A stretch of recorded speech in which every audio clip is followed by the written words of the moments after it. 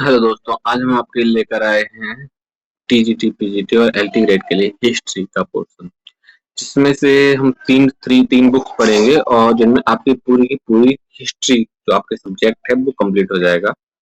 और इससे बाहर आपको कुछ भी नहीं पढ़ना है, आप इतना पढ़ लीजिए, आपके लिए बहुत ज्यादा होगा, हद से भी ज्यादा होगा, क्योंकि इसमें आपको हर एक चीज मिलेगी। ठीक है, तो हम लोग शुरू करते हैं। पहले हमारे पास चैप्टर भारतीय इतिहास के स्रोत।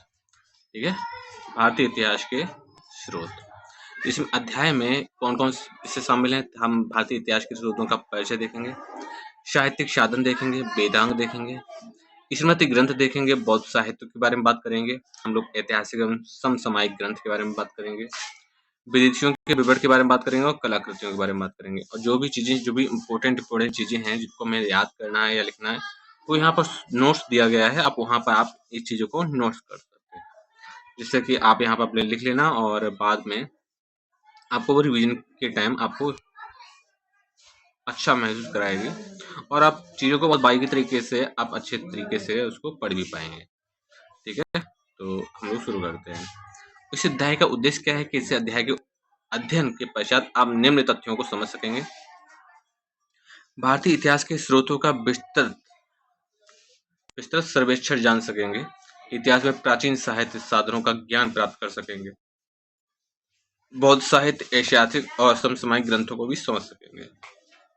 ठीक है, इसका ये उद्देश्य है। तो भारत का इतिहास प्रारंभ होता है 1206 से। ठीक है, भारत का इतिहास प्रारंभ से 1206 ईस्वी तक की हम बात करेंगे इस पुस्तक में। प्रस्तावना में देखते हैं, यह सत्य है कि प्राचीन भारत ने हेरोडोटस पैदा नहीं किया जो हिस्ट्री जैसा ग्रंथ लिखता, किंतु इसका तात्पर्य यह नहीं है कि प्राचीन भारत के लोगों की इतिहास में रुचि नहीं थी। बस उनकी इतिहास विषय अवधारणा आज के संदर्भ में सर्वथा भिन्न थी। इसी कारण आधुनिक अर्थ में इतिहास लिखने का प्रयास करने वाले विद्वानों को प्राचीन भारत का इतिहास लिखने में अनेक कठिनाइयों का सामना करना पड़ा, क्योंकि भारत के प्राचीन साहित्य में आख्यान, धर्मशास्त्र, अर्थशास्त्र, वंश विस्तार आदि के अनेक विषयों का समावेश होता है। भारतीय दृष्टिकोण मुख्यतः आध्यात्मिक रहा है, बल्कि यूं कहना चाहिए कि अधिकांशतः भौतिक घटनाओं के लेखे जोखे का महत्व अलग से नहीं पहचाना गया। यानी कि हेड जो हिस्ट्री किसने लिखी है, तो हिस्ट्री जो एक ग्रंथ है हिस्ट्री, तो वो किसने लिखी है? हेरोडोटस ने लिखी है। ठीक है, तो इस चीज पे आप कर लो, हेरोडोटस हेरोडोटस ने किस पुस्तक की रचना की है? हिस्ट्री नाम ग्रंथ की रचना की है। ठीक है, हिस्ट्री नामक ग्रंथ की रचना की है। किसने की है? हेरोडोटस ने। क्लियर? इसे हम साहित्य में एक सामूहिक दृष्टिकोण का नाम दे सकते हैं। इसका अर्थ यह कदापि नहीं है कि इतिहास जानने के साधन का पूर्णतः अभाव है। सत्य तो यह है कि हमारे पास विश्व का सबसे विशाल साहित्य जो हमारी सांस्कृतिक धरोहर है, उसी में से ऐतिहासिक सामग्री अलग करनी पड़ती है। प्रवृत्ति काल में हमारी बहुत सी साहित्यिक सामग्री आक्रमणकारियों द्वारा नष्ट कर दी गई थी। ठीक है, कहने का तात्पर्य यह है कि हम माना कि भारत में हेरोडोटस पैदा नहीं हुआ, लेकिन इसका मतलब ये नहीं है कि हम लोगों को इतिहास में रुचि नहीं थी या इतिहास को हम जानना पसंद नहीं करते थे। वो अलग बात है कि इतिहास को जानने के लिए हमारे पास अलग-अलग तरीके हुआ करते थे, लेकिन आज का जो वो नहीं है। ठीक है, हेरोडोटस ने जब हिस्ट्री लिखी उसके बाद से इतिहास को लिखने का चलन शुरू हुआ था। ठीक है, हम लोग उस टाइम पीरियड में धर्मशास्त्र, अर्थशास्त्र और वंश विस्तार आदि के विषयों को हम पढ़ा करते थे। हिस्ट्री को इतना विस्तृत नहीं ध्यान दे देते। ठीक है, आगे बढ़ते हैं। इसके अतिरिक्त हमें इस बात की जानकारी मिलती है कि भारत में अलग से भी इतिहास लिखने के प्रयास किए गए थे। 7वीं शताब्दी में भारत का परिभ्रमण करने वाले चीनी यात्री हेन सेंग ने उल्लेख किया कि अच्छी बुरी घटनाओं का वृत्तांत लिखने के लिए एक अलग अधिकारी होता था। कश्मीरी लेखक कल्हड़ ने भी लिखा है कि वही गुणवान कवि प्रशंसा का पात्र है जो राग द्वेष से ऊपर उठकर एकमात्र सत्य का निरूपण अपनी भाषा में करता है। यहाँ लेखक कल्हड़ का संकेत एक अच्छे इतिहासकार की हो रही है। इसी से हम कह सकते हैं कि प्राचीन भारत के निवासियों में इतिहास के प्रति अभिरुचि एवं चेतना दोनों विद्यमान है। इतिहास के प्रति रुचि और चेतना दोनों विद्यमान थे। बशर्ते वे भारतीय मनीषी इतिहास को एक व्यापक संदर्भ में देखते थे। ठीक है, तो इस तरह से इतिहास को जानने के लिए अलग-अलग चीजें हैं। हम एक व्यक्ति से परिचित होते हैं, हेन त्सांग से। क्या नाम इनका? हेन वेन सॉन्ग। ठीक है, हेन त्सांग से परिचित होते हैं। हेन त्सांग कब आया था? 7वीं शताब्दी में आया था, 7 में। ठीक है, और इसने क्या किया? ये कहाँ का? पहली बात ये था कहाँ का? ये चीनी यात्री था। ठीक है, ये चीनी यात्री था और इसने क्या कहा कि अच्छी बुरी घटनाओं का वृतांत लिखने के लिए एक अलग अधिकारी हुआ करते थे। इसने ये बताया कि अच्छी बुरी घटनाओं का वृतांत लिखने के लिए अलग अधिकारी हुआ करते थे। ठीक है, ये बात कही उसने। ठीक है, कश्मीरी लेखक कल्हड़ ने भी लिखा है कि वही गुणवान कवि प्रशंसा का पात्र है जो राग द्वेष से ऊपर उठकर एक मत सत्य का निरूपण अपनी भाषा में करता है। ठीक है, तो कल्हड़ के बारे में भी देख लो। कल्हड़ कल्हड़ कहाँ के थे? एक थे कश्मीर से, कश्मीरी लेखक। ठीक है,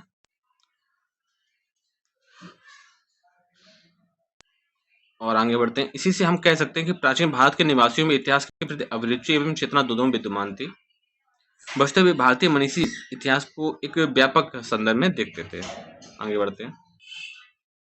प्राचीन भारत के इतिहास के स्रोतों का अध्ययन करने के लिए निम्न ढंग से वर्गीकृत किया जा सकता है। साहित्यिक साधन। ठीक है, अब हम प्राचीन भारत के इतिहास के स्रोतों के अध्ययन के बारे में बात करते हैं, तो उसको हम अलग तरीके से बांटते हैं। साहित्यिक साधन के रूप में देखा जाए तो जैसा कि पूर्व उल्लिखित हो चुका है कि प्राचीन भारतीय साहित्यिक सामग्री अपनी व्यापक परिभाषा में भी इतिहास विषय पर पर्याप्त प्रकाश डालती है। अध्ययन की सुविधा के लिए साहित्यिक सामग्री को भी धर्म ग्रंथ, ऐतिहासिक एवं समसामयिक ग्रंथों तथा विदेशी यात्रियों के वृतांत शीर्षक से में विभक्त किया जा सकता है। किसमें विभक्त किया जाए? धर्म ग्रंथ में विभक्त किया जाता है, ऐतिहासिक में विभक्त किया जाता है, समसामयिक ग्रंथों में विभक्त किया जाता है, विदेशी यात्रियों के वृतांत शीर्षक में भी विभक्त किया जा सकता है। अब धर्म ग्रंथ के बारे में पहले बात करते हैं हम लोग। धर्म ग्रंथ तो प्राचीन भारत में धार्मिक ग्रंथों में जो प्रचुर संख्या में उपलब्ध होते हैं। धार्मिक और आध्यात्मिक विषयों पर विवेचन के साथ साथ राजनीतिक सामाजिक व्यवस्था में वंश एवं गोत्र एवं राजा और सम्राट के पद की महिमा बढ़ती गई। धर्म ग्रंथ में साहित्यिक सामग्री में भी उनके क्रियाकलापों का लेखा जोखा अधिक विस्तार से आने लगा। इन ग्रंथों को भी उनके धर्म या मत विशेष से संबंधित होने के आधार पर पुनः एक बार वर्गीकृत कर सकते हैं। फिर धर्म ग्रंथ प्राचीन भारत के धार्मिक ग्रंथों में जो प्रचुर संख्या में उपलब्ध होते हैं। धार्मिक आध्यात्मिक विषयों का पर विवेचन के साथ साथ राजनीतिक सामाजिक व्यवस्था में वंश एवं गोत्र तथा राजा और सम्राट के पद की महिमा बढ़ती गई। साहित्यिक सामग्री में भी उनके क्रियाकलापों का लेखा जोखा अधिक विस्तार से आने लगा। इन ग्रंथों को भी उनके धर्म या मत विशेष से संबंधित होने के आधार पर पुनः एक बार वर्गीकृत कर सकते हैं। उनका विवरण इस प्रकार है। ठीक है, ब्राह्मण धर्म ग्रंथ ये हमारी विशाल साहित्यिक निधि है जिसमें सर्वप्रथम स्थान वेदों का है। वेदों का अर्थ है ज्ञान। वेदों का अर्थ क्या है? ज्ञान है। ज्ञान कभी एक जाति, काल अथवा देश का नहीं होता, इसलिए वेदों को सार्वभौमिक, अनंत, अपौरुषेय, देव या शाश्वत कहा गया है। क्या कहा गया है? वेदों को सार्वभौम कहा गया है, अनंत कहा गया है, अपौरुषेय कहा गया है, दैवी कहा गया है और शाश्वत कहा गया है। यानी शाश्वत का अर्थ होता है हमेशा, दैवी मतलब जो गॉड गिफ्टेड हो। ठीक है, इसका कोई अंत ना हो, सार्वभौम मतलब जो चारों तरफ फैला हो। ठीक है, तो ब्राह्मण धर्म ग्रंथ में ये बात कही गई है। ठीक है, वेद के बारे में बात करते हैं। ब्राह्मण साहित्य में अनेक प्राचीन ग्रंथ प्राचीन ऋग्वेद है। वेद ब्राह्मण साहित्य में सबसे प्राचीन ऋग्वेद है। इस ग्रंथ से प्राचीन आर्यों के धार्मिक, सामाजिक, राजनीतिक एवं आर्थिक जीवन पर प्रकाश पड़ता है। इसमें आर्यों की प्राचीन ऋचाओं का संकलन है। ऋग्वेद में 10 मंडल जिसमें 1028 सूक्त है। अन्य 3 वेद भी है। देखो अब ब्राह्मण धर्म ग्रंथ को ले लो, ब्राह्मण धर्म ग्रंथ, ठीक है। इसमें वेद आएगा, ठीक है, वेद आएगा। और वेद कितने हैं? वेद, वेदों में सबसे पुराना ऋग्वेद,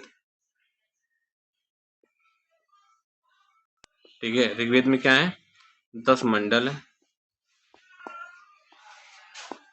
और 1028 ऋचाएं हैं।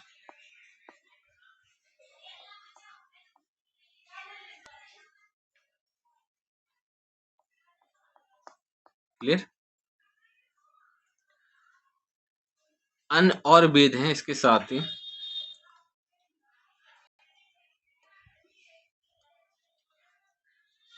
यजुर्वेद,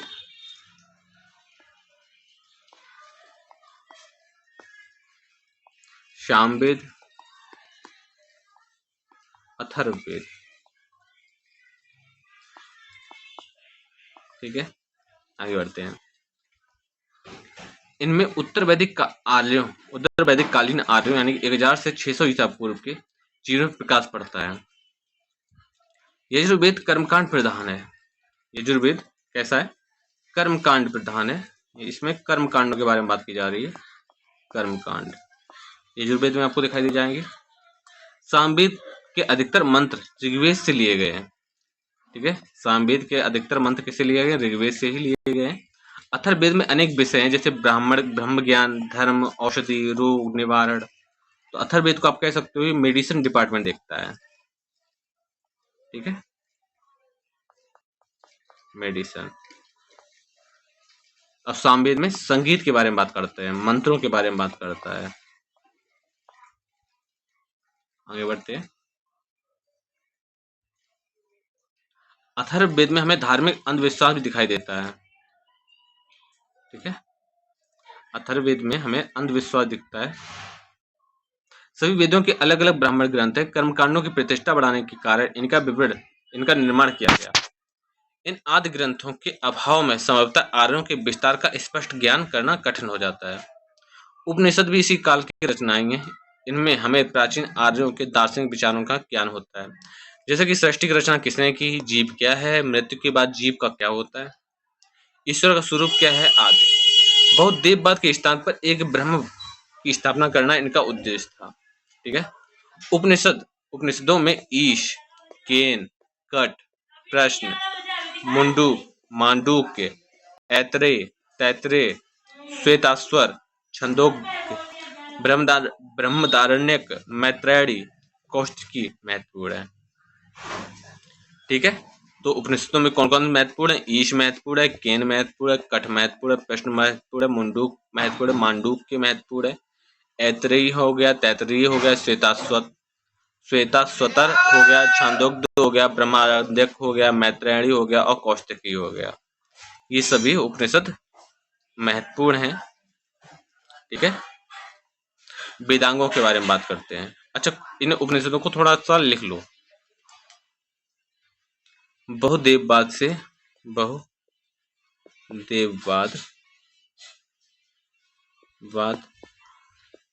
किसमें कन्वर्ट हो गया? एक ब्रह्म में,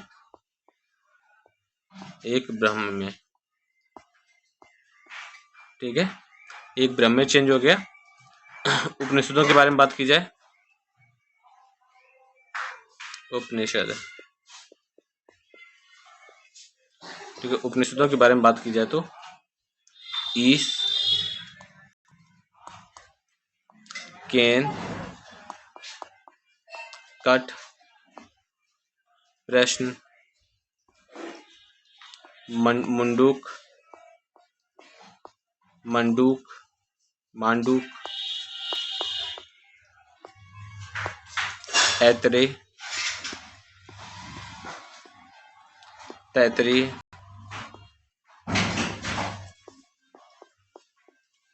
और श्वेताश्वर, छंदोग्य, ब्रह्मदारण्यक और मैत्रेयी, कौशिकी, ठीक है। तो ये हो जाएंगे। वेदांगों के बारे में बात करते हैं हम लोग। वैदिक काल के अंत में वेदों का अर्थ ठीक प्रकार से समझने के लिए वेदांगों की रचना करनी पड़ी। ठीक है, वैदिक काल के अंत में, जो कि वैदिक काल आपको पता ही है 1000 से 600 ईसा पूर्व था, इसको भी लिख लो वैदिक काल या ब्राह्मण ग्रंथ। तो ये टाइम पीरियड कब का था? 1000 से 600 ईसा पूर्व। ठीक है, तो वैदिक काल के अंत में वेदों का अर्थ ठीक प्रकार समझने के लिए वेदांगों की रचना करनी पड़ी। और वेदांग कितने हैं? 6 हैं। तो कौन कौन से वेदांग हैं? शिक्षा, कल्प, व्याकरण, निरुक्त, छंद और ज्योतिष। आपसे पूछा जाता है कि बताइए वेदांग कितने हैं? पहली बात है कि वैदिक काल में वेदों को समझने के लिए क्या बनाया गया है? तो वेदों को समझने के लिए, ठीक तरह समझने के लिए वेदांग की रचना की गई। और वेदांग हैं कितने हैं? वेदांग को टोटल 6 हैं। कितने हैं? 6 हैं। कौन कौन? शिक्षा है, कल्प हो गया, व्याकरण हो गया, निरुक्त हो गया, छंद हो गया और ज्योतिष हो गया।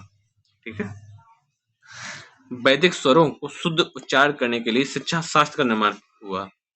वैदिक स्वरों का शुद्ध उच्चारण करने के लिए शिक्षा शास्त्र का निर्माण हुआ। ऐसे सूत्र जिनमें विधि और नियमों का प्रतिपादन किया गया है कल्प सूत्र कहलाते हैं। ठीक है, कल्प सूत्र किसे कहते हैं? जिनमें विधि और नियमों का प्रतिपादन किया गया है कल्प सूत्र कहलाते हैं। फिर सुनो, वैदिक स्वरों का शुद्ध उच्चारण करने के लिए शिक्षा शास्त्र का निर्माण हुआ। ऐसे सूत्र जिनमें विधि और नियमों का प्रतिपादन किया गया है कल्प सूत्र कहलाते हैं। कल्प सूत्र के 3 भाग होते हैं: स्रोत सूत्र, ग्रह सूत्र और धर्म सूत्र। ठीक है, ये भी आपके लिए इंपॉर्टेंट हो जाएगा। स्रोत सूत्र, ग्रह सूत्र और धर्म सूत्र, ये किसके? कल्प सूत्र के 3 भाग हैं। किसके भाग हैं? कल्प सूत्र के 3 भाग हैं। स्रोत सूत्र में यज्ञ संबंधी नियमों का उल्लेख मिलता है। ठीक है, ग्रह सूत्र में मनुष्य के लौकिक और पारलौकिक कर्तव्यों का विवेचन मिलता है। धर्म सूत्र में धार्मिक और राजनीतिक कर्तव्यों का उल्लेख मिलता है। ठीक है, तो स्रोत सूत्र में पहली बात तो कल्प सूत्र कितने टाइप के हैं? पहली बात है कल्प सूत्र है क्या? ऐसे सूत्र जो जिनमें विधि और नियमों का प्रतिपादन हो किया गया, ऐसे सूत्र जिनमें विधि और नियमों का प्रतिपादन किया गया हो कल्प सूत्र कहलाता है। कल्प सूत्र के 3 भाग हैं: स्रोत सूत्र, ग्रह सूत्र और धर्म सूत्र। अब स्रोत सूत्र में यज्ञ संबंधी नियम का उल्लेख दिया गया है। ग्रह सूत्र में मनुष्य के लौकिक एवं पारलौकिक कर्तव्यों का विवेचन किया गया है। धर्म सूत्र में धार्मिक और राजनीतिक कर्तव्यों का उल्लेख किया गया है। तो ये कुछ है। ठीक है, ये पूरा का पूरा ही जरूरी है, इसको भी आप ध्यान रखिएगा। ठीक है, आगे बढ़ते हैं। व्याकरण ग्रंथों में सबसे महत्वपूर्ण पाणिनिकृत अष्टाध्यायी है, यानी कि पाणिनि ने एक व्याकरण लिखा था जिसको बोलते हैं अष्टाध्यायी। ठीक है, तो व्याकरण ग्रंथों में सबसे महत्वपूर्ण है पाणिनिकृत, यानी पाणिनि के द्वारा रचित अष्टाध्यायी।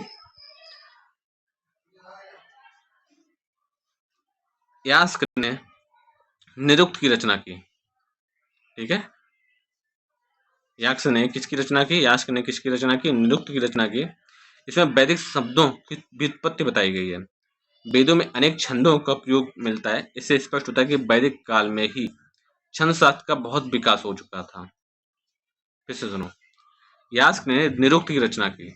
यास्क ने किसकी रचना की? निरुक्त की रचना की। इसमें वैदिक शब्दों की व्युत्पत्ति बताई गई। वेदों में अनेक छंदों का प्रयोग मिलता है। वेदों में अनेक छंदों का प्रयोग मिलता है। इसमें वैदिक शब्दों की व्युत्पत्ति बताई गई। वेदों में अनेक शब्दों का प्रयोग मिलता है।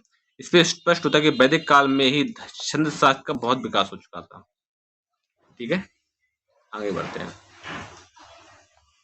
स्मृति ग्रंथ के बारे में बात करते हैं। अब स्मृति ग्रंथ, जैसे कि स्मृति ग्रंथ कौन कौन से?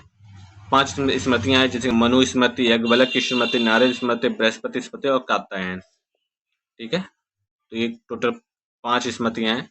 तो शुद्ध साहित्य के बाद यानी कल्प सूत्र था ना, तो शुद्ध साहित्य के बाद स्मृति ग्रंथों की रचना हुई। इनकी संख्या निश्चित नहीं है, लेकिन टोटल अभी तक जो है वो महत्वपूर्ण है, वो 5 है। सबसे प्राचीन है मनु स्मृति। ठीक है, इसका रचना काल है 200 ईसा पूर्व से लेकर 100 ईसा पूर्व के बीच, 100 ईसा पूर्व के बीच इसकी ये रचना काल है। याज्ञवल्क्य के बारे में बात की जाए तो 100 ईसा पूर्व से लेकर 100 ईस्वी से 300 ईस्वी में है याज्ञवल्क्य। नारद स्मृति है 100 से 400 ईस्वी। बृहस्पति है 300 ईस्वी से 500 ईस्वी। और कात्यायन जो स्मृति है वो है 400 से 600 ईस्वी की स्मृतियों से प्राचीन भारतीय की धार्मिक, आर्थिक, राजनीतिक और सामाजिक स्थिति का पता चलता है। ठीक है, मनुस्मृति, याज्ञवल्क्य, नारद, बृहस्पति और कात्यायन। सबसे प्राचीन स्मृति कौन सी है? मनुस्मृति है और इसकी रचना काल 200 ईसा पूर्व से 100 ईसा पूर्व, जो कि सबसे पुरानी है। याज्ञवल्क्य के बारे में बात की जाए तो 100 से 300 ईस्वी है, नारद 100 से 400, बृहस्पति 300 से 500, कात्यायन है 400 से 600। ठीक है। अब इन स्मृतियों में है क्या क्या? धार्मिक है, आर्थिक, राजनीतिक और सामाजिक स्थितियों का आभास होता है इन स्मृतियों में। क्लियर? आगे बढ़ते हैं। तो स्मृतियां कितनी हैं? स्मृतियां कितनी हैं? स्मृतियां हैं 5। ठीक है, 5 स्मृतियां हैं और जिसमें आप देख चुके हो मनु, याज्ञवल्क्य, नारद, बृहस्पति और कात्यायन। क्लियर? आगे बढ़ते हैं। अब मनु व याज्ञवल्क्य की स्मृतियों के बारे में बात करते हैं। तो मनु एवं याज्ञवल्क्य की स्मृतियां वर्तमान हिंदू विधि के प्रमुख स्रोत हैं। ठीक है। इसके अलावा नारद और बृहस्पति और कात्यायन स्मृतियों प्राचीन भारतीय न्याय व्यवस्था एवं कानूनी पक्ष पर प्रकाश डालती हैं। ठीक है। जो हिंदू विधि विधान है, अगर आप इनको जानना है तो आप मनु और याज्ञवल्क्य की स्मृति पढ़ो, और अगर आपको भारतीय न्याय व्यवस्था और कानून पक्ष पर प्रकाश डालना है तो आप नारद स्मृति, बृहस्पति और कात्यायन की स्मृति पर आप अध्ययन करो। साथ ही यह भी स्वीकार किया गया है कि सामाजिक एवं धार्मिक स्थितियों पर जितना स्मृतियों में लिखा गया है उतना अन्य किसी ग्रंथ में नहीं लिखा गया है। ठीक है। यानी सामाजिक और धार्मिक स्थितियों पर जितना स्मृतियों में लिखा गया है उतना किसी अन्य ग्रंथ में नहीं लिखा गया, इसलिए स्मृतियां बहुत ज्यादा महत्वपूर्ण हो जाती हैं। आगे बढ़ते हैं। महाकाव्य के बारे में बात की जाए तो रामायण और महाभारत 2 महत्वपूर्ण महाकाव्य हैं। अपने वर्तमान रूप में रामायण संसद दूसरी सदी ईस्वी के अंत में विद्यमान थी। महाभारत का रचनाकाल 400 ईसा पूर्व से लेकर 400 ईस्वी के बीच माना गया है। रामायण वाल्मीकि ने लिखी थी, महाभारत टाइम पीरियड आपको पता ही लग गया है। ये जो महाभारत का टाइम पीरियड है 400 ईसा पूर्व से लेकर 400 ईस्वी तक का। भगवत गीता महाभारत का ही एक भाग है। ठीक है। भगवत गीता किसका भाग है? महाभारत का ही भाग है, जिसकी उपादेयता समस्त विश्व में स्वीकार की गई है। ठीक है। उपादेयता समस्त विश्व में स्वीकार की गई है। भारतीयों की आध्यात्मिक व दार्शनिक अवधारणाओं का इसमें सुंदर एवं स्पष्ट चित्रण किया गया है। रामायण और महाभारत दोनों से तत्कालीन भारत की सामाजिक, आर्थिक और धार्मिक स्थिति का उत्तम विवेचन प्राप्त होता है। इतिहास स्थिति क्रमानुसार प्राप्त नहीं होती है। इतिहास स्थिति क्रमानुसार प्राप्त नहीं होती है। ठीक है। तो समझ गया ना महाकाव्यों के बारे में। आपके पास 2 महाकाव्य है, रामायण और महाभारत, जिसमें महाभारत में ही भगवत गीता मिलती है। महाभारत का टाइम पीरियड देखते हैं तो 400 ईसा पूर्व से लेकर 400 ईसा पूर्व ईस्वी है। ठीक है। इसमें सामाजिक, धार्मिक और आर्थिक स्थिति का उत्तम विवेचन है। आगे बढ़ते हैं। पुराणों के बारे में बात की जाए तो पुराण कितने हैं? 18 हैं। ये काफी ज्यादा इंपॉर्टेंट बन जाता है कि आपसे पूछा जाता है बताइए पुराणों की संख्या कितनी है। तो पुराण टोटल 18 हैं। कौन कौन से? मार्कंडेय है, ब्राह्मण हो गया, वायु हो गया, विष्णु पुराण हो गया, भागवत हो गया, मत्स्य प्राचीन पुराण हो गया, से बाद की रचनाएं हैं। प्राचीन भारत का इतिहास लिखने के लिए पुराण बहुत उपयोगी हैं। पुराणों के विषय धर्म, इतिहास, आख्यान और विज्ञान आते हैं। ठीक है। तो पुराण की संख्या टोटल 18 है, जिनमें मार्कंडेय ब्राह्मण ग्रंथ, ब्राह्मण पुराण, वायु, विष्णु, भागवत, मत्स्य प्राचीन पुराण से बाद की रचनाएं हैं। पुराण बहुत उपयोगी हैं और पुराण के विषय धर्म, इतिहास और आख्यान, विज्ञान आदि हैं। पुराणों में दी गई राजवंशावलियां प्रागैतिहासिक काल से ही महाभारत युद्ध के बाद परिरक्षित के काल तक जाती हैं। 6ठी सदी ईसा पूर्व से लेकर आंध्रा में सातवाहन वंश के पतन तक। 6ठी सदी ईसा पूर्व से लेकर आंध्र में सातवाहन के पतन तक के राजवंशों और उनके राजाओं के नाम पुराणों में मिलते हैं। वस्तुतः पुराणों में इतिहासकारों को सर्वथा यह असंतोष रहा है कि वे तिथि परक नहीं है और साथ ही काल्पनिक घटनाओं, कथाओं और गप्पों से भी परिपूर्ण है। ठीक है, इसलिए इस पुराणों को बहुत ज्यादा सॉलिड दर्जा नहीं दिया जाता, लेकिन हाँ ये बात जरूर है कि इसमें चीजें बढ़ा चढ़ा के कही गई हैं। लेकिन जो सातवाहन वंश था उसका पतन हुआ था, उस तक के जो राजा हैं तो वो सभी इन पुराणों में कहीं ना कहीं आपको उनके नाम दिख जाते हैं। लेकिन ये इनमें क्या होता है कि इनमें काल्पनिक कहानियां हैं। ठीक है, इसलिए इसको प्रमाणिक नहीं माना जा सकता। आगे बढ़ते हैं, बौद्धिक साहित्य के बारे में बात करते हैं। बौद्ध एवं जैन धर्मों ग्रंथों के प्रणेताओं का उद्देश्य भारत का इतिहास लिखना ही नहीं था, तथापि उन्होंने अपने ग्रंथों में अनायास ही बहुत सी ऐतिहासिक सामग्री का समावेश कर दिया। यहाँ एक बात और स्पष्ट कर देना आवश्यक है कि यद्यपि संपूर्ण बौद्ध एवं जैन साहित्य बाद के कालों में लेखनीबद्ध किया गया, किंतु इस आधार पर उनमें प्राप्त होने वाली ऐतिहासिक सामग्री को अप्रमाणिक नहीं माना जा सकता है। इसका कारण है कि प्राचीन भारत में संपूर्ण ज्ञान की ओर, विशेषकर धार्मिक ज्ञान को गुरु परंपरा के द्वारा सुरक्षित रखा जाता था। ठीक है, बौद्ध धर्म के आरंभिक ग्रंथ पाली भाषा में लिखे गए थे, किंतु बाद में संस्कृत मिश्रित संस्कृत, तिब्बती और चीनी भाषाओं में प्राप्त होने लगे थे। बौद्ध साहित्य में सर्वाधिक महत्वपूर्ण स्थान त्रिपिटकों का था। ठीक है, त्रिपिटकों में क्या क्या था? विनय पिटक, सुत्त पिटक और अभिधम्म पिटक, ये त्रिपिटक होते थे। ये कौन से थे? बौद्ध साहित्य थे।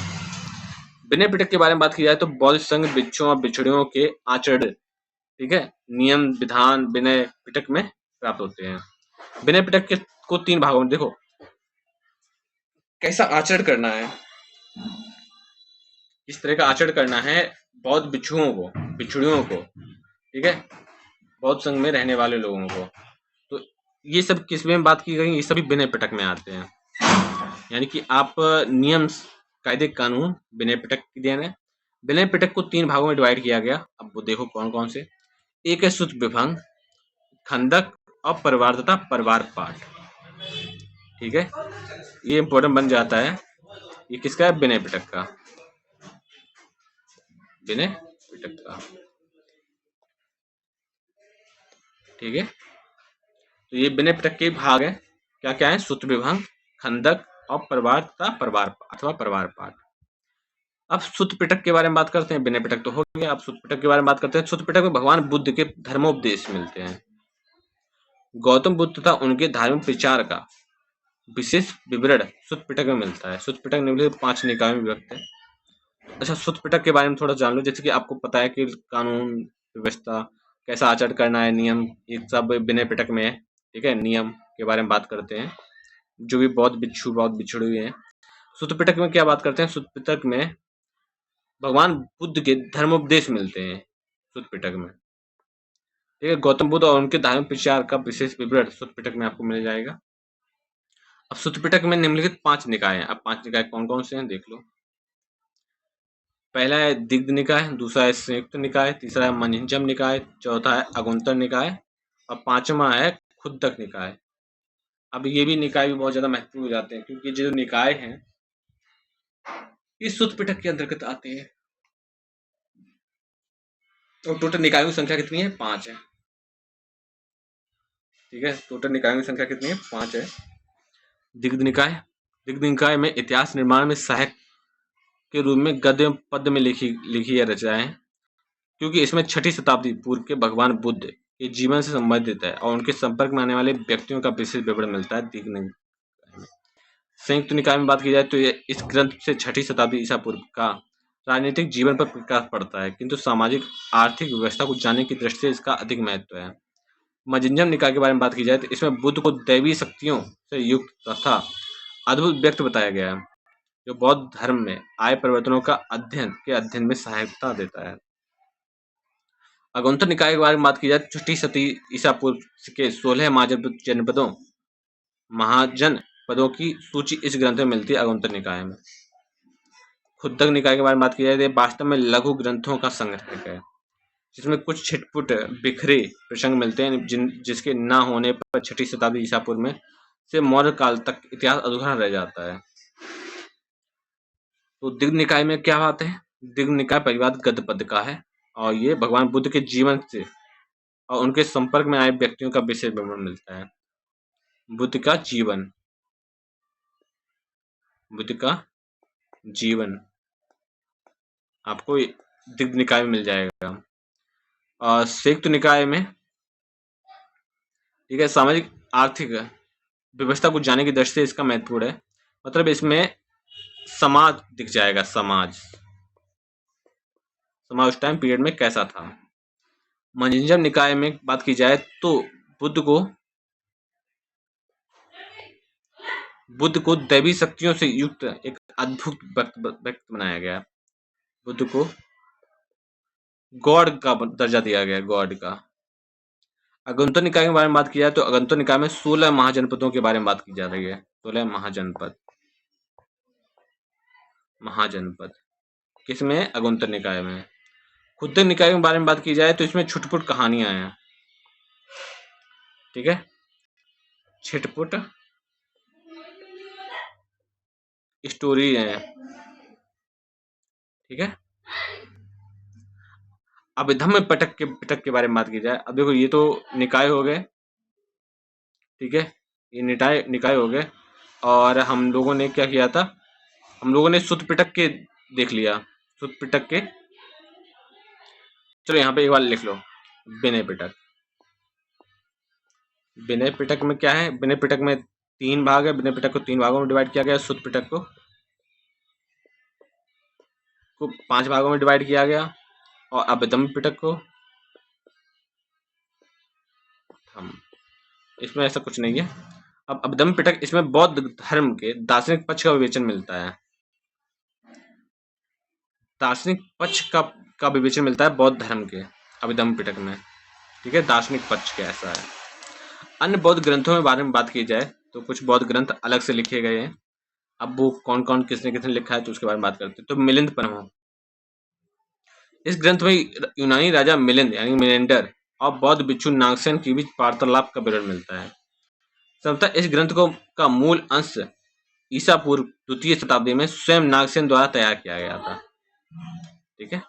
तो मिलिंद पंचम की रचना किसने की थी? नागसेन ने की थी, नागसेन ने। और इसमें क्या मिलता है? मिलिंडर और बौद्ध भिक्षु नागसेन के बीच वार्तालाप मिलता है।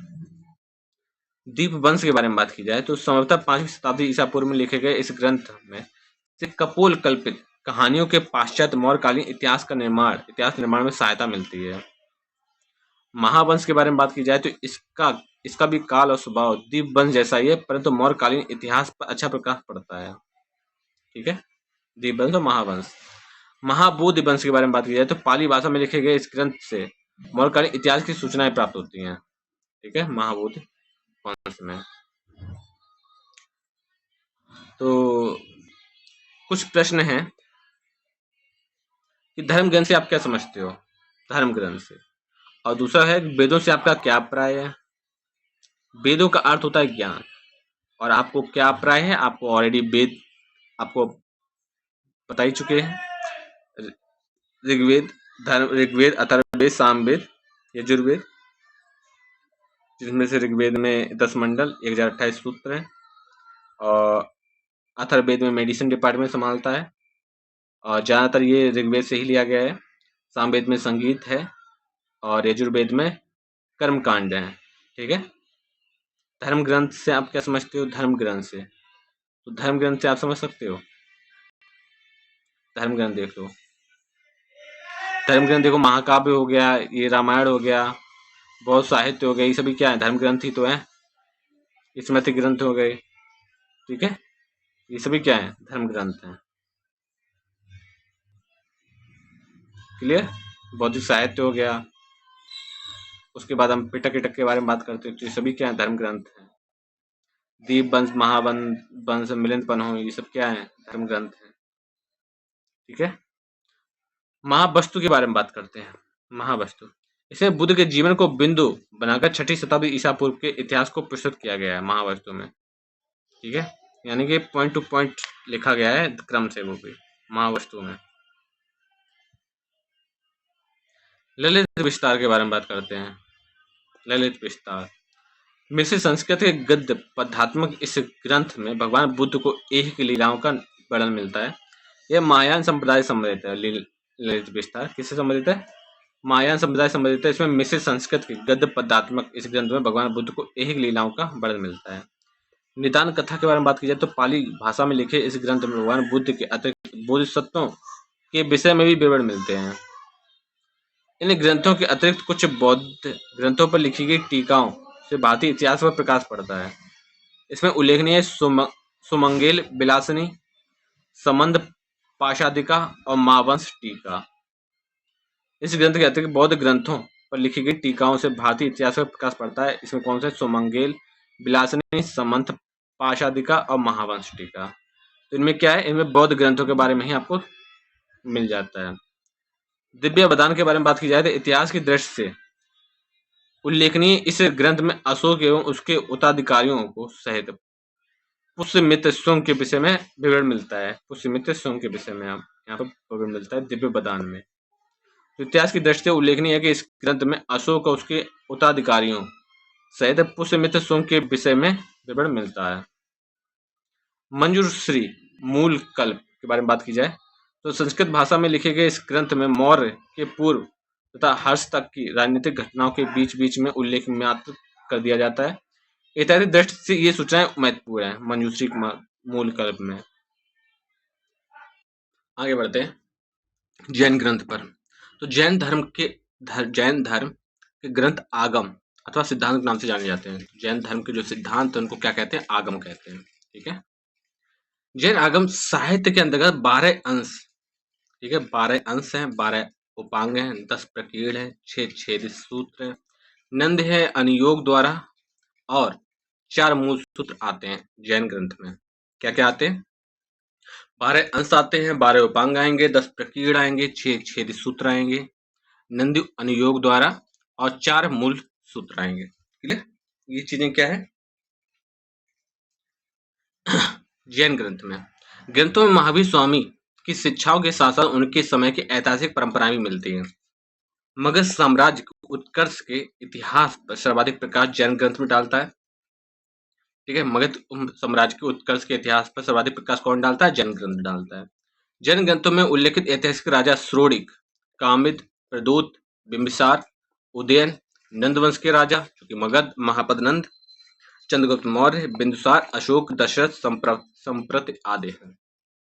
ये सब कौन है? ये सब मगध साम्राज्य के उत्कर्ष में जैन टाइम पीरियड में जो लोग थे उनके बारे में बात की गई है। ठीक है, इसमें कामित थे, श्रोणिक से शुरुआत होती है, प्रदूत, बिंबिसार, उदयन, नंदवंश और चंद्रगुप्त मौर्य, बिंदुसार, अशोक, दशरथ, संप्रति इत्यादि आपको देखने को मिलते हैं जैन ग्रंथों में। जैन परंपरा के अनुसार महावीर स्वामी की शिक्षाएं मूलतः 14 पर्वों यानी प्राचीन ग्रंथों में संकलित थी, परंतु समय क्रम में इनका ज्ञान खो गया। तदुपरांत महावीर स्वामी के निर्वाण के 160 वर्ष पश्चात पाटलिपुत्र के प्रथम जैन समिति बुलाई गई, जिसमें 12 अंगों का संकलन किया गया।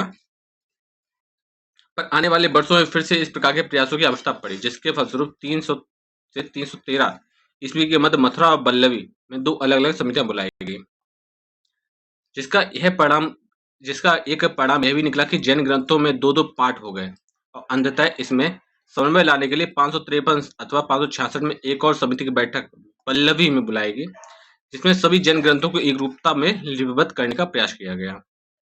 इन ग्रंथों में न केवल महावीर स्वामी की शिक्षा ही मिली बल्कि अपने समय के इतिहास की झलक भी दिखती है।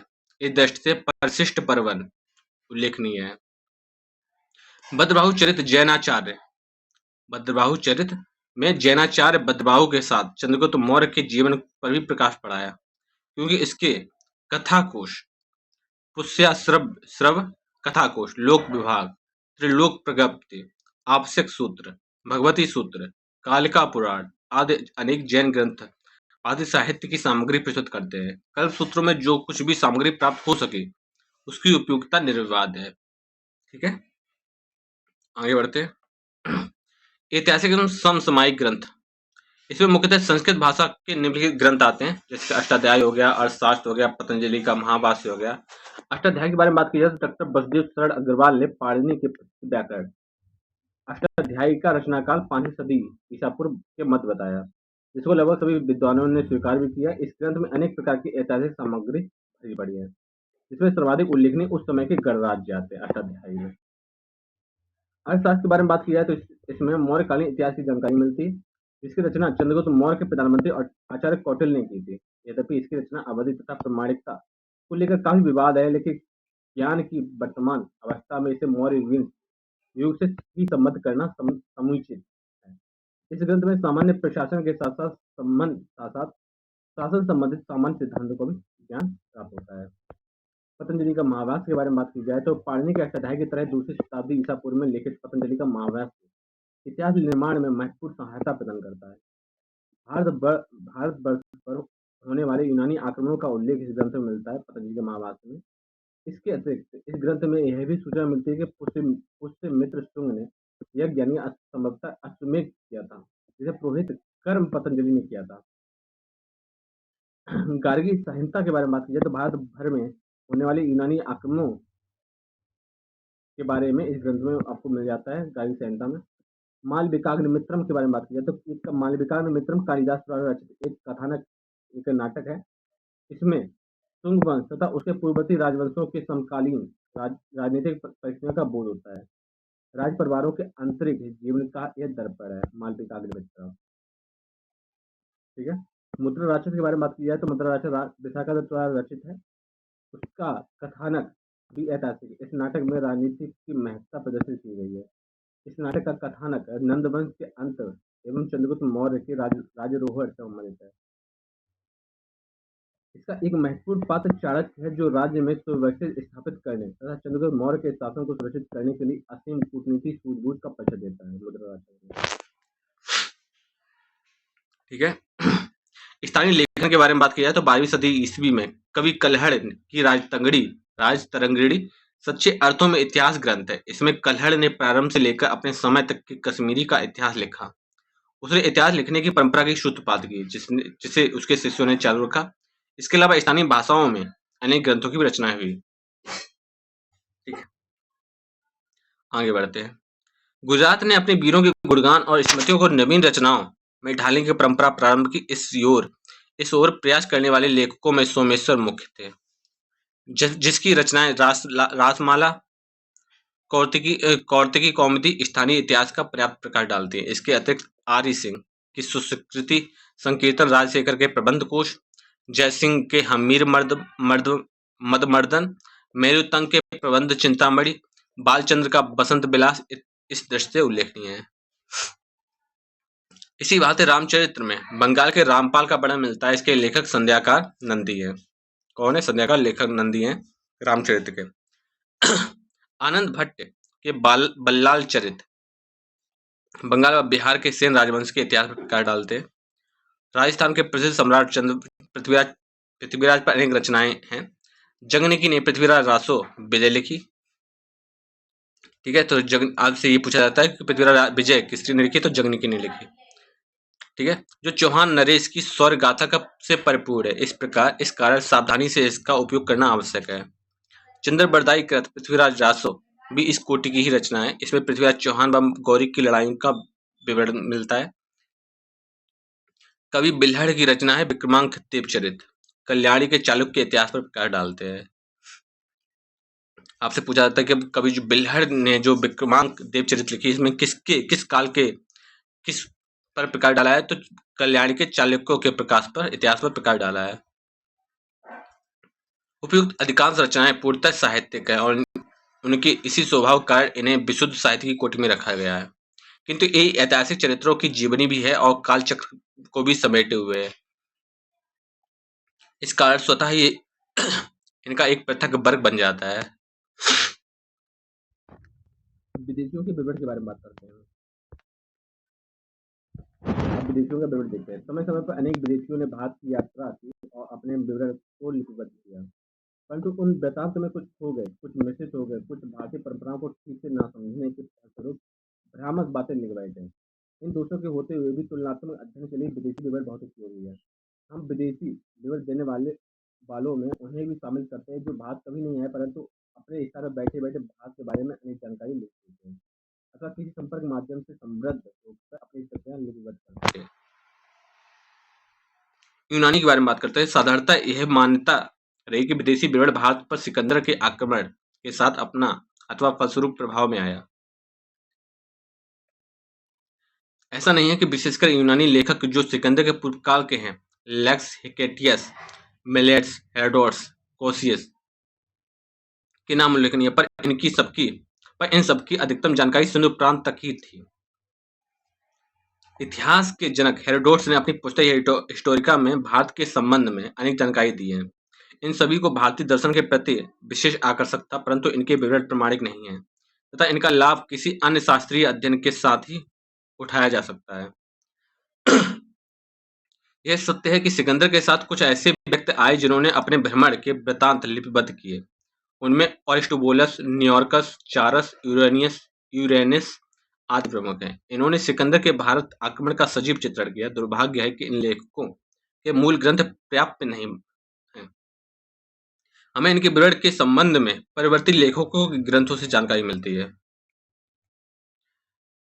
सिकंदर के बाद लेखकों में मेगस्थनीज का नाम विशेष रूप से उल्लेखनीय है। वह यूनानी शासक सेल्यूकस की ओर से चंद्रगुप्त मौर्य के दरबार में राजदूत था। उसने अपने प्रवास काल को अपनी पुस्तिका इंडिका में लिपिबद्ध किया। अगर मेगस्थनीज के विवरण को कौटिल्य के अर्थशास्त्र के साथ मिलाकर प्रयोग किया जाए तो भारत की प्रशासनिक, आर्थिक, सामाजिक स्थिति की एक सजीव प्रस्तुति होती है। इसमें भी संदेह नहीं कि यह यूनानी यहाँ रहकर भी भारत की रीति रिवाज एवं समाज के गठन के रहस्यों को सही ढंग से नहीं समझ सका। इसका भी ग्रंथ लुप्त है और इसका विवरण प्रवर्तित लेखकों की रचनाओं में ही जीवित है। यही स्थिति बिंदुसार के दरबार में सीरिया से आए राजदूत डायमेकस के ग्रंथ से भी है। ठीक है, तो डायमेकस सीरिया का था और वो बिंदुसार के दरबार में आया था। उसने भी ये सब चीजें लिखी। ठीक है, वहीं अर्थशास्त्र के बारे में बात की जाए तो मेगस्थनीज ने इंडिका लिखी। ठीक है, मेगस्थनीज ने क्या लिखी? इंडिका लिखी। और मेगस्थनीज की इंडिका और अर्थशास्त्र दोनों को मिला दिया जाए तो उस टाइम पीरियड में प्रशासनिक व्यवस्था, आर्थिक व्यवस्था, सामाजिक व्यवस्था को एक सजीव चीजें दी जा सकती हैं। ठीक है, और ये मेगस्थनीज सेल्यूकस निकेटर के दरबार का राजदूत था, चंद्रगुप्त मौर्य के दरबार में आया था। क्लियर? और ये सेल्यूकस यूनानी था। ठीक है, क्लियर? आगे बढ़ते हैं। अन्य यूनानी लेखकों में सर्वप्रथम प्लिनी का नाम आ जाता है। ठीक है, तो अन्य यूनानी लेखकों में सर्वप्रथम प्लिनी का नाम आ जाता है। उसने अपनी पुस्तक नेचुरल हिस्ट्री में भारत यानी प्रथम के पशुओं, पौधों और खनिज पदार्थों का उल्लेख किया है। टालमी ने दूसरी शताब्दी में भारत के भूगोल से संबंधित एक पुस्तक लिखी थी जिसमें उसका दृष्टिकोण पूर्णतः वैज्ञानिक था। एरी ने अपनी रचना में भारत पर मकुदुनिया की आक्रमण का अछूता एवं विस्तृत प्रकाश डाला। कार्टियर, जस्टिन और स्ट्रेबो की देन को हम भूल नहीं सकते हैं। इनके विवरण चाहे अतिरंजित हों, इतिहास के अनेक अधूरे प्रश्नों को सुलझाने में सहायक बन जाते हैं। एक अज्ञात लेखक की पुस्तक है इरिथ्रियन सागर पेरिपल्स। भारतीय गणराज्य की स्थिति पर विशेष एवं अनूठा प्रकाश डालती हैं। इजिप्ट के मठाधीश कासमस की इंडिका तथा प्लूस्टस की पुस्तक Christian topography of the universe का भी उतना ही महत्व है। ठीक है, इजिप्ट के मठाधीश कौन थे? कासमस थे। इन्होंने भी इंडिका और प्लूस्टस की पुस्तक, ठीक है, क्रिश्चियन टोपोग्राफी ऑफ यूनिवर्स का भी उतना ही महत्व है। ठीक है, और थोड़ा सा आप फिर से इसको देख लो। तो प्लिनी ने क्या लिखी? नेचुरल हिस्ट्री लिखी। और नेचुरल हिस्ट्री में पशु, पक्षियों, खनिज पदार्थों आदि का उल्लेख मिलता है। टालमी ने दूसरी शताब्दी में भारत का भूगोल लिखा। ठीक है, एरियन ने अपनी रचना में भारत पर मकदूनिया का आक्रमण लिखा। कार्टियर, जस्टिन, स्ट्रेबो ने भी लिखा। और एक अज्ञात लेखक हैं, उनकी पुस्तक है इरिथ्रियन सागर का पेरिपल्स। इन्होंने भारतीय वाणिज्य की यानी कि भारतीय जो व्यापार है उसके बारे में एक प्रकाश डाला। इजिप्ट का एक मठाधीश था कासमस। इन्होंने इंडिका और प्लूस्टस की पुस्तक यानी Christian topography of the universe भी लिखी। ठीक है, 547 में। तो कुछ इस तरह से चीजें आगे बढ़ रही हैं। चीनी यात्रियों के बारे में बात की जाए, चीन में बौद्ध धर्म के प्रसार के फलस्वरूप अनेक चीनी यात्री भगवान बुद्ध की स्थली भारत आए और उनमें से कुछ ने यात्रा विवरण भी रचे। वे भारतीय इतिहास के साधन के रूप में उसके अभिन्न अंग बन गए। यद्यपि इस प्रकार के वृत्तांतों में लेखकों का हर घटना व वस्तु के प्रति उनका धार्मिक दृष्टिकोण भी उभरता है। फलस्वरूप इतिहास लेखन एक पक्षी भावना से दोषग्रस्त हो जाता है। फिर भी ये विवरण ऐतिहासिक सामग्री देने के साथ साथ एक समीक्षात्मक अध्ययन के आधार भी दे देते हैं। चीनी लेखकों की श्रृंखला में सोमासीन पहला व्यक्ति था। चीनी लेखकों की श्रृंखला में सोमासीन पहला व्यक्ति है जिसने अपने ग्रंथ में भारत के इतिहास पर प्रकाश डाला था। तत्पश्चात लेखकों की जो श्रृंखला है उसमें से विशेष रूप से फायान, हेनस्यांग, इस्यांग के नाम आ जाते हैं। तो जो सबसे पहले चीनी यात्री था सोमासीन, ठीक है, उसके बाद फायान, हेनस्यांग और इस्यांग भारत आए थे और इन तीनों ने भारत की यात्रा करके अपने स्मरणों को लिपिबद्ध किया। फायान ने 399 ईस्वी में गुप्त वंशीय सम्राट चंद्रगुप्त विक्रमादित्य के काल में भारत आए। कब आए थे? 399 ईस्वी में, ठीक है। यात्री ने गंगावर्ती प्रांतों के शासन प्रबंध तथा सामाजिक व्यवस्था का अपनी तरफ से पूरा लेखा जोखा दिया, परंतु उसके वृत्तांत का मुख्य विषय बौद्ध धर्म ही है। वह हमें बौद्ध सिद्धांतों, परिपाटियों, नियमों तथा उसकी प्रगति के संबंध में पर्याप्त जानकारी देता है। वह इन लोक परक विषयों के प्रति बहुधा उदासीन रहा। इसी प्रवृत्ति के कारण लेखक उसके विवरण को अधूरा समझते हैं। चीनी यात्रियों में हेनस्यांग का स्थान अधिक ऊंचा है। वह एक उत्साही और जिज्ञासु यात्री था। 629 ईस्वी में भारत आया, जबकि उत्तरी मैदानों में हर्षवर्धन का एक छत्र साम्राज्य था। वह 16 वर्षों तक भारत के विभिन्न स्थानों पर घूमता रहा, जिसका सहज परिणाम यह निकला कि वह इतिहास लेखन के प्रति एक स्वस्थ दृष्टिकोण अपना सका।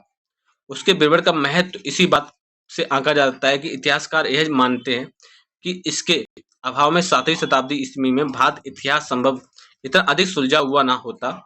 हेनस्यांग का बहुत सारा योगदान है। वो 16 साल तक भारत में रहा, भारत के अलग अलग जगहों को देखा और अपने विचारों को जो भी उसने देखा वो सब अपनी बुक में लिखा, सीयू की। तो हेनस्यांग के ग्रंथ का नाम पश्चात संसार के देश, ठीक है, कि है, जिसमें हमें भारत की धार्मिक अर्थव्यवस्था के साथ साथ सामाजिक एवं आर्थिक स्थितियों को भी पूरा ज्ञान होता है। लगभग 673 से 95 ईस्वी के मध्य इसिंग नामक एक अन्य चीनी यात्री भारत आया। उसने बौद्ध धर्म के संदर्भ में भारत की धार्मिक अवस्था का सजीव चित्रण किया और केवल इसी दृष्टि से ही इसकी उपयोगिता है।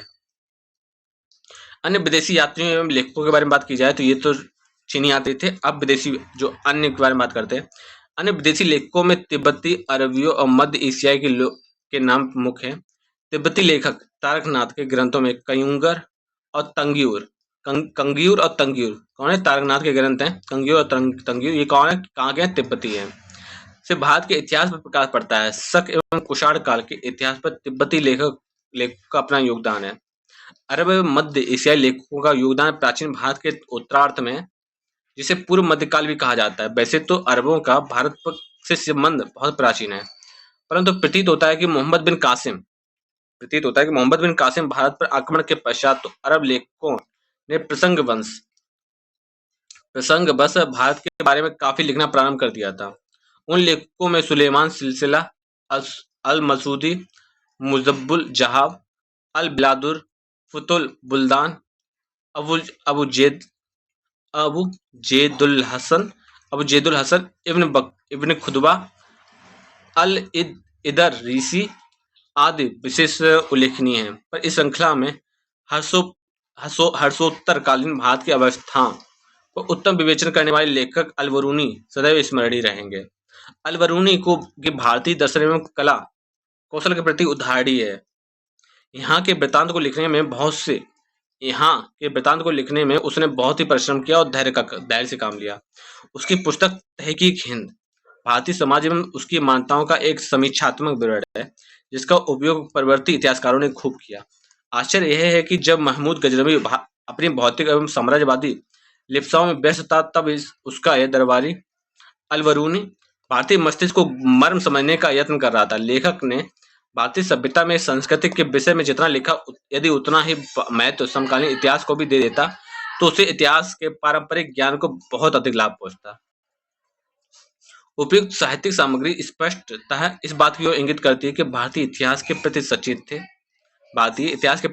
वैदिक साहित्य से राजतरंगिणी तक की जो साहित्यिक यात्रा है वह भारत में इतिहास लेखन के विकास की प्रक्रिया को दर्शाती है। प्रारंभ में जहाँ धार्मिक साहित्य में इतिहास ढूंढना पड़ता था, वहीं 10वीं से 11वीं शताब्दी तक आधुनिक संदर्भ में के इतिहास लेखन की नींव पड़ चुकी थी।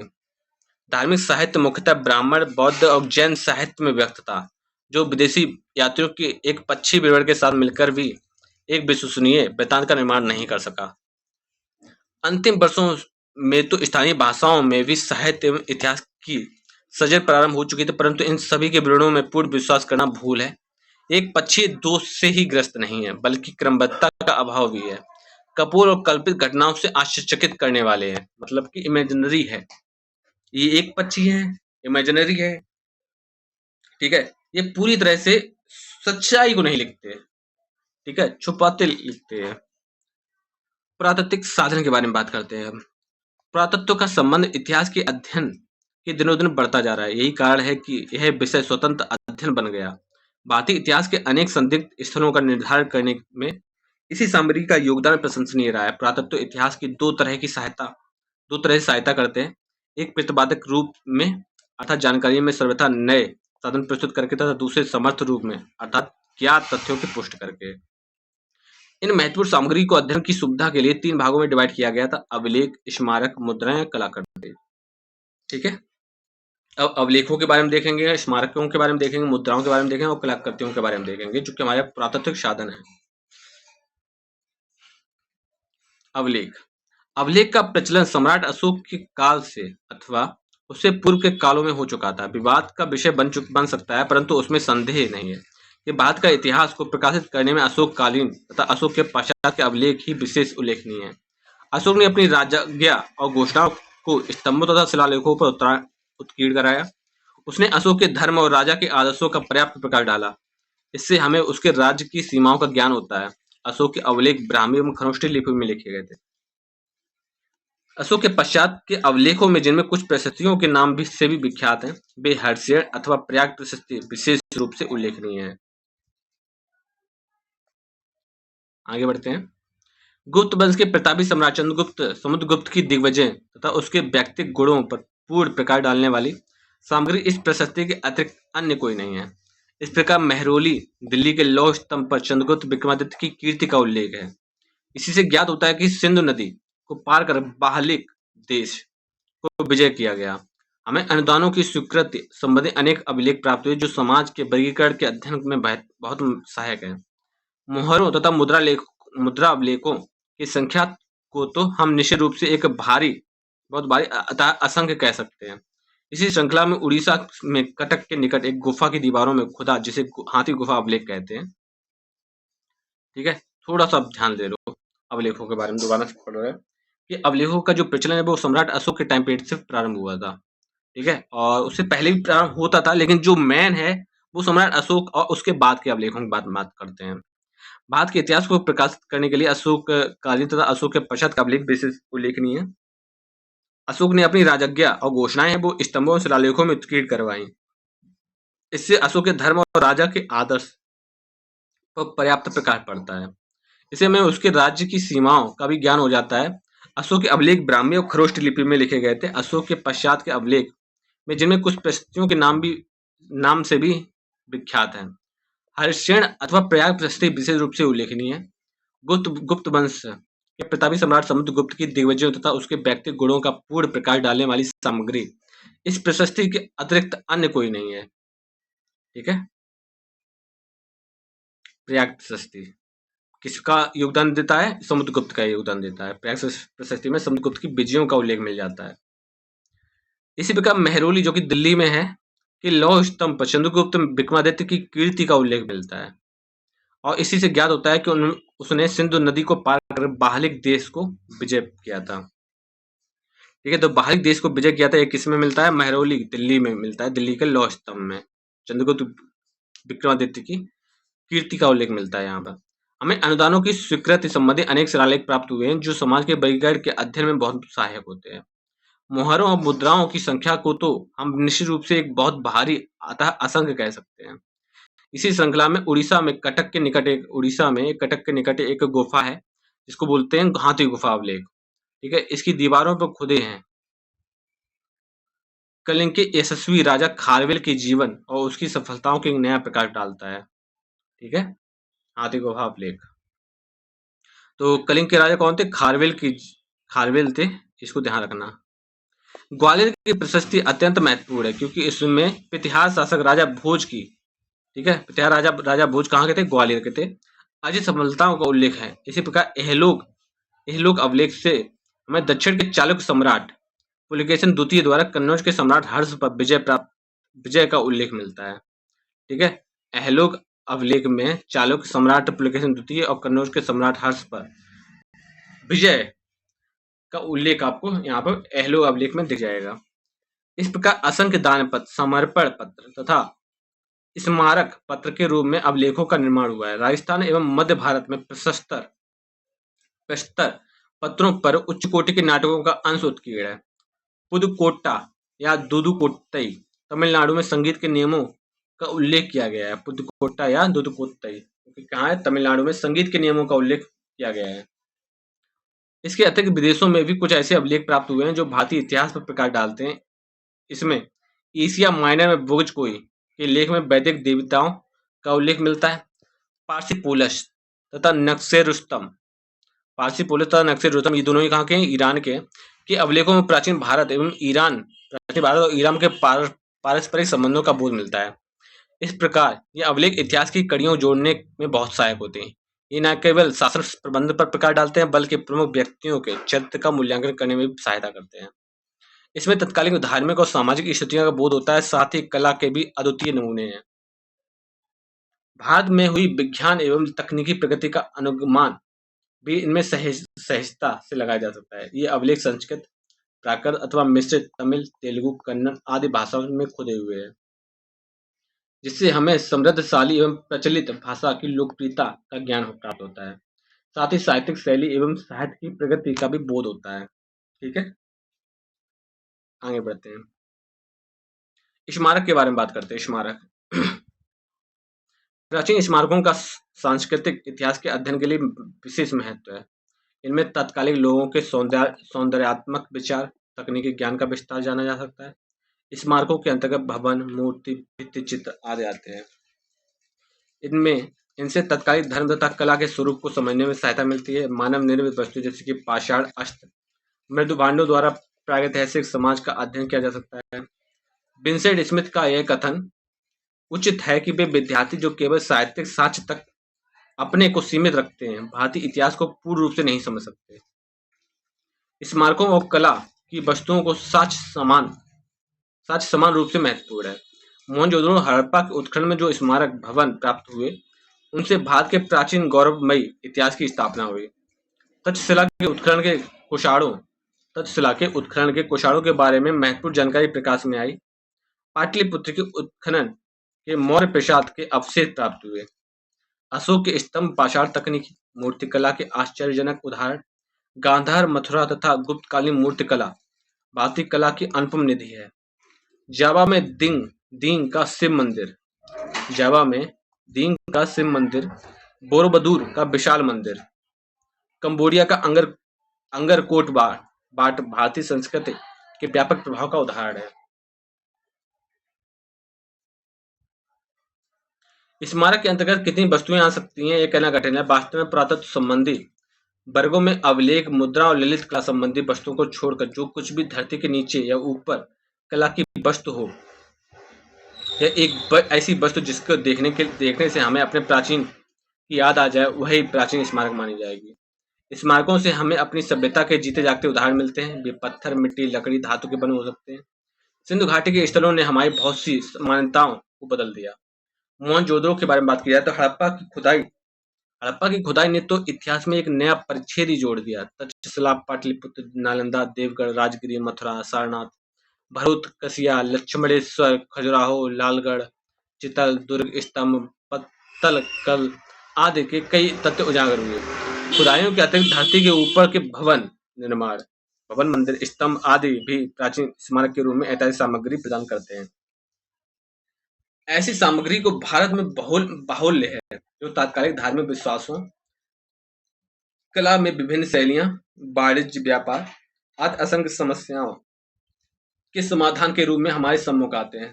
सारनाथ का घंटाघर सारनाथ का घंटाकार स्तंभ मस्तक उस प्राचीन काल की नक्काशी कला का उत्कृष्ट उदाहरण है।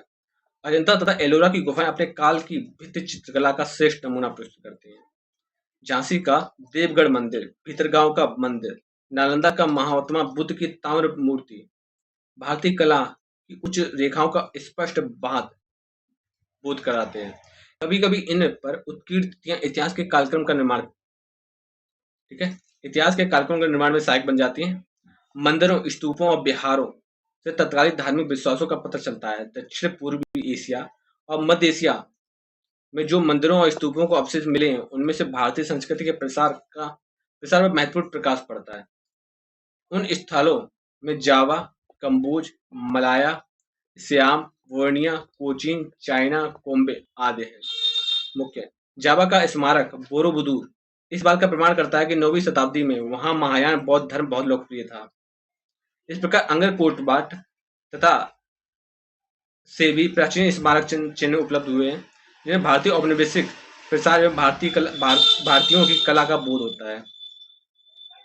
मुद्राओं के बारे में बात की जाए तो अभिलेखों के समान मुद्राएं भी इतिहास के विश्वसनीय एवं निर्णायक स्रोत हैं। भारत के विभिन्न प्रदेशों में सहस्त्रों मुद्राएं प्राप्त हुई, यानी बहुत सारी मुद्राएं प्राप्त हुई भारत से।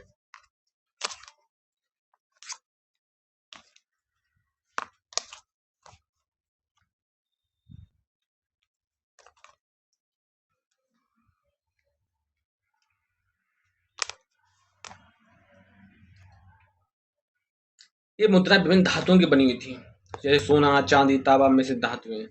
अभिलेखों के समान मुद्राएं भी स्थायी, अपरिवर्तनशील और प्रमाणिक स्रोत हैं। उनमें तिथि के निर्णय करने में सहायता मिलती है। अनेक शासकों और राजवंशों के बारे में केवल मुद्राओं से ही सूचना मिलती है। भारत के इतिहास में हिंद, यूनानी तथा शकों के इतिहास के मुख्य आधार मुद्राएं ही हैं। इन शक शासकों और बैक्ट्रिया के शासकों के संबंध में अन्य स्रोतों से कोई सूचना नहीं प्राप्त होती है।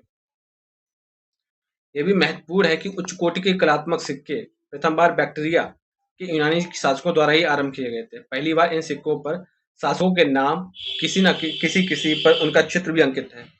गुजरात के शक शासकों के सिक्के यद्यपि कलात्मक दृष्टि से उतने श्रेष्ठ नहीं है, किंतु ऐतिहासिक दृष्टि से अधिक महत्वपूर्ण है। किंतु इनमें शक संबत में तिथियां ज्ञात होती हैं। इन मुद्राओं के आधार पर गुजरात के शक क्षत्रपों का 3 शताब्दियों का इतिहास निर्माण किया जा सकता है। कुषाणों के इतिहास में भी सिक्कों की भूमिका निर्णायक है। प्राचीन भारत के गणराज्य जैसे मालवा हो गया, यौधेय आदि के इतिहास में पर मुद्राएं द्वारा प्रचुर प्रकाश पड़ता है।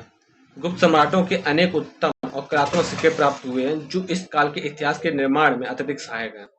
सिक्कों की प्राप्ति से राज्य का क्षेत्र तथा सीमाएं ज्ञात होती हैं।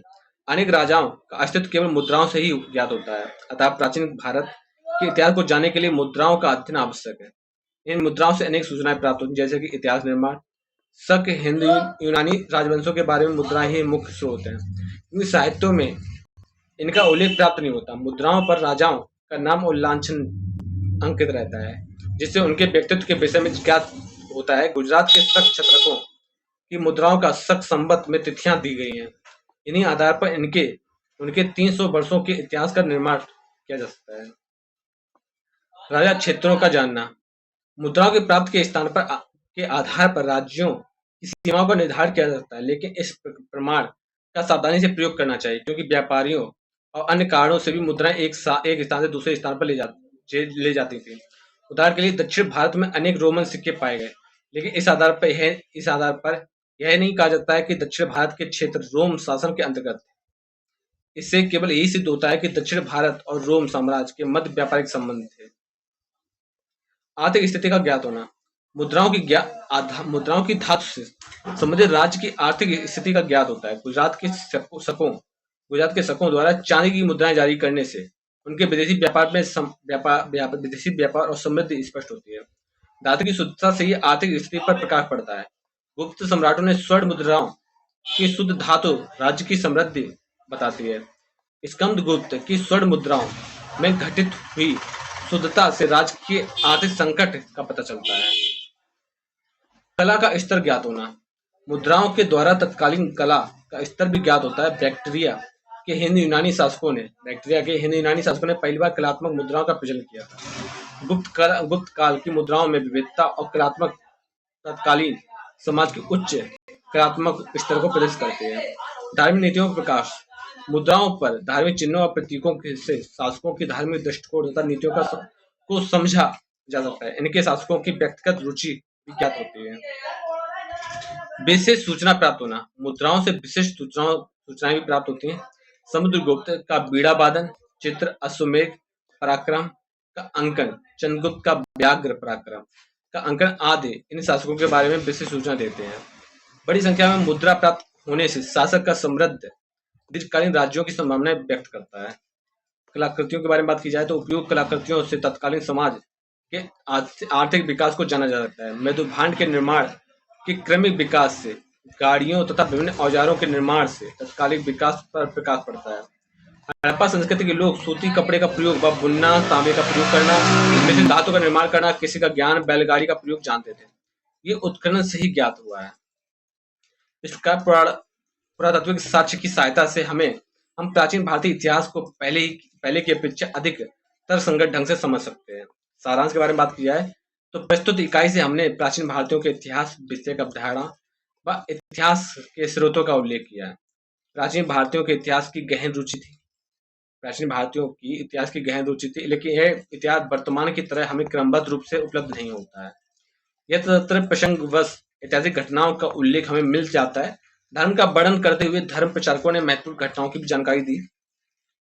पुरातात्विक साक्ष्यों में अभिलेख, स्मारक मुद्राएं आती हैं, जिनमें से हमें प्राचीन इतिहास की जानकारी मिलती है। प्राचीन काल में हमें उत्कीर्ण कराने की परंपरा निहित थी। विशेष अवसरों पर ये लिखे जाते थे। इनके अलावा प्राचीन स्मारक से भी हमें लोगों के रहन सहन की जानकारी मिलती है। मुद्राएं भी महत्वपूर्ण जानकारी देती हैं, पर उन पर लिखे हुए वाक्यों से प्राचीन भारत की राजनीतिक, धार्मिक और स्थिति का आभास होता है। साहित्यिक और प्राथमिक साधनों से ही इतिहास को जाना जा सकता है। ठीक है। अब जो स्व प्रगति की जांच के उत्तर देखो, धर्म ग्रंथ क्या आते हैं। प्राचीन भारत के धार्मिक ग्रंथ जो कि प्रचुर संख्या में उपलब्ध होते हैं। धार्मिक और आध्यात्मिक विषयों के विवेचन के साथ साथ राजनीतिक, सामाजिक व्यवस्था में वंश व गोत्र तथा राजा तथा सम्राट अथवा सम्राट के पद की महिमा बढ़ती है। साहित्यिक सामग्री में भी क्रियाकलापों का लेखा जोखा अधिक विस्तार से आने लगा।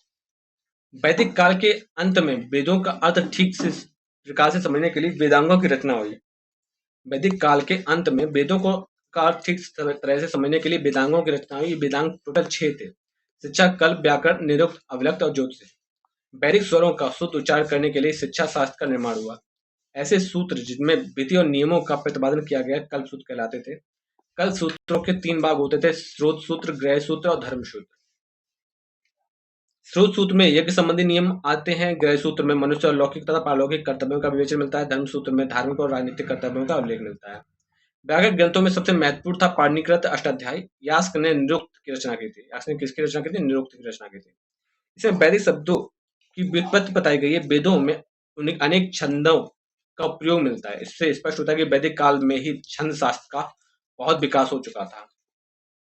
विनय पिटक के बारे में बात की जाए तो बौद्ध संघ बिच्छुओं और बिछड़ों के आचार भैया उनको कैसे रहना है संघ में, इसके बारे में बात की है। लॉ, नियम के बारे में बात की गई है कि बिच्छुओं का क्या नियम होने चाहिए। विनय पिटक में 3 भागों में डिवाइड किया गया: सुत, विभंग, खंडक और परवादता अथवा परवार पाठ।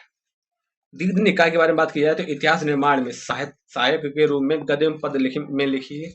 यह रचना विशेष है क्योंकि इसमें 6ठी शताब्दी पूर्व के भगवान बुद्ध के जीवन से संबंधित तथा उनके संपर्क में आए व्यक्तियों का विशेष विवरण मिलता है। विशाखा दत्त द्वारा रचित मुद्रा राक्षस भी एक नाटक है। उसका कथनांक भी ऐतिहासिक है। इस नाटक में राजनीति का महत्व प्रदर्शित की गई है। इस नाटक का कथानक नंद वंश के अंत तथा चंद्रगुप्त मौर्य के राज्यारोहण से संबंधित है और इसका एक महत्वपूर्ण पात्र चाणक्य है, जो राज्य में सुव्यवस्थित स्थापित करने तथा चंद्रगुप्त मौर्य के शासन को सुरक्षित करने के लिए असीम कूटनीति का सूझबूझ का पक्ष देता है। ठीक है। तो भारतीय इतिहास के स्रोतों का वर्णन आपको पता ही हो गया। अवलेखों से आप क्या समझते हैं, जैन ग्रंथ की समीक्षा कीजिए। पुराण से आप क्या समझते हैं, पुराण कितने हैं, टोटल 18 है। ठीक है, मुद्राओं से प्राप्त होने वाली सूचनाओं का वर्णन मिलता है, जिसमें से आप समझते हो स्वर्ण मुद्राएं, चांदी मुद्राएं। ठीक है, और स्कंदगुप्त वाली जो अशुद्ध मुद्रा है, स्वर्ण सोने वाली, तो उससे पतन जो आर्थिक व्यवस्था का पता लग जाता है। चीनी यात्रियों का विस्तृत वर्णन आप समझ लो कि चीनी यात्री जैसे कि हेनसांग, फायान, हेनसेंग, इसिंग, और इससे पहले समसीन भी आया था, समाकीन। ठीक है, तो हेनसेंग चीनी था, ये तो आपको पता है। वेदों का अर्थ क्या होता है, ज्ञान होता है। ऋग्वेद में कितने मंडल हैं, तो 10 मंडल हैं। 1,028 ऋचाएं हैं। वेदांग कितने होते हैं, तो वेदांग की संख्या 6 होती है। महाभारत की रचना लगभग टाइम पीरियड की बात की जाए तो लगभग 300 से 400 ईसा पूर्व है। पुराणों की संख्या 18 है। अर्थशास्त्र की रचना कौटिल्य ने की थी। कौटिल्य का विष्णुगुप्त भी इनका ही नाम है। पृथ्वीराजों की रचना की थी, पृथ्वीराजों की रचना चंद्रवरदाई ने की थी। ठीक है, प्लुष्टक की पुस्तक का नाम क्या है, प्लुष्टक। तो Indica Christian topography of the universe, Erythraean सागर ऑफ पेरिपल्स। तो नोमे का राइट आंसर हो जाएगा Christian topography of the universe, प्लुष्टक की पुस्तक का नाम है। ठीक है, तो आप इस चीज को, आपको जो अपनी भाषा में जैसे भी समझ में आए, जो भी कुछ समझ में आए, वो सब आप अलग से नोट कर लेना। जैसे कि जब ये आपकी, ये मान के चलिए कि आपके लिए रामबाण है, हर एक चैप्टर बहुत बारीकी से आपको समझने को मिलेगा। जैसे कि आपका कोई भी अगर मेंस एग्जाम हो जिसमें थ्योरी मटेरियल आए, या आपका ऑब्जेक्ट टाइप एग्जाम हो, आपको हर एग्जाम में राहत मिलेगी इससे। ठीक है, तो आप अपने शब्दों में जिस तरह से आप लिखना चाहें उस तरह से लिख लें। आज की क्लास यहीं पे खत्म करते हैं, मिलते हैं नेक्स्ट क्लास में।